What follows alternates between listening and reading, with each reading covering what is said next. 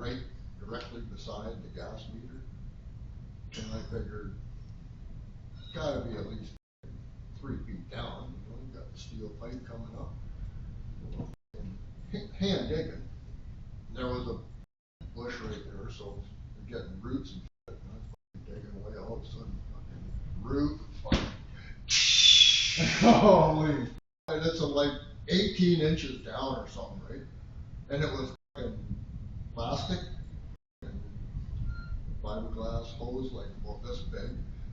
So threw the fucking cigarettes away. And we go running out to the fucking truck. Well, just down the road, Gordon sees a Union gas truck parked in the driveway. So he goes banging on the door. And, we just hit a gas line. And the guy goes, well, I'll call this number. Gordon says, you don't understand. You're going to have to evacuate the